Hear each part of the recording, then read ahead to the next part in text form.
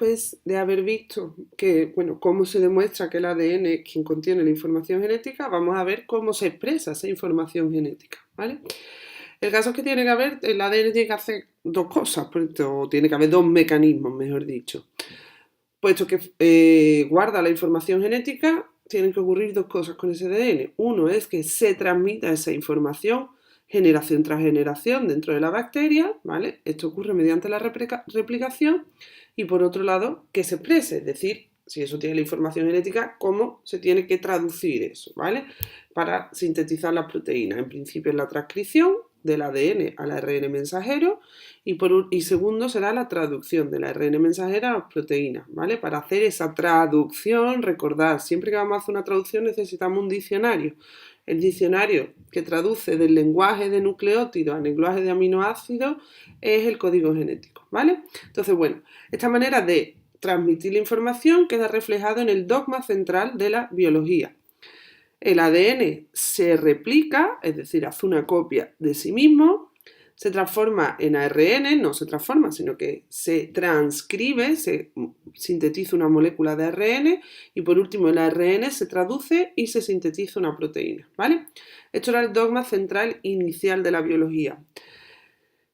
Con el paso de los años, obviamente se van descubriendo más y más cosas, entonces este dogma central se ha tenido que modificar un poco, ¿vale? Principalmente porque se empiezan a estudiar los virus y se empiezan a conocer distintos sistemas que tienen los virus. Recordad que los virus pueden tener ADN, ARN, monocatenario, bicatenario, lineal, circular, en fin, los virus pueden tener un poquito de todo. Pues bien, por ejemplo, hay algunos virus, por ejemplo, el virus del mosaico del tabaco, que pueden hacer copias de ARN, ¿vale? Es decir, hacer de una molécula de ARN sintetizar otra molécula idéntica de ARN, porque tienen una enzima que se llama ARN replicasa, ¿vale? Esa es la enzima que va a hacer esa copia. Y luego están los retrovirus. Los retrovirus tienen la información almacenada en ARN, la molécula donde almacenan su información es ARN. Cuando infectan a una célula y van a introducir el ADN en el ADN de la célula, es decir, van a seguir el ciclo lisogénico, tienen que transformar ese ARN en ADN, porque si no, no lo pueden introducir en la molécula de ADN de la célula.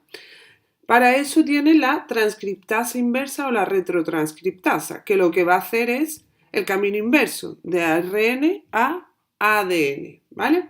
De manera que el nuevo dogma central de la biología pues nos queda así, el ADN se replica, se hace una copia de sí mismo, el ARN también se hace una copia de sí mismo y luego el camino de ADN a ARN, que en el dogma inicial la transcripción era en una única dirección, ya vemos que por los retrovirus con la retrotranscriptasa inversa se puede hacer el camino a la inversa. Esta retrotranscriptasa inversa es muy importante, es muy útil en ingeniería genética, ¿vale? Ya veremos más para adelante, pero bueno, a partir del ARN pues podemos sintetizar el ADN correspondiente y ya con esto pues introducir las moléculas, etcétera, etcétera. Y otro dato importante que bueno, no viene ahí reflejado, pero sí que es importante que lo conozcáis. Hasta ahora, bueno, durante muchos años se ha pensado eso, un gen, una proteína, ya lo veremos más en el tema siguiente, pero no siempre el gen se va a transformar o se va a acabar produciendo a partir de ese gen una proteína, ¿vale? Cada vez se ve más que hay genes que regulan a otros genes, etcétera, etcétera. Es más complejo, no es tan sencillo, ¿vale?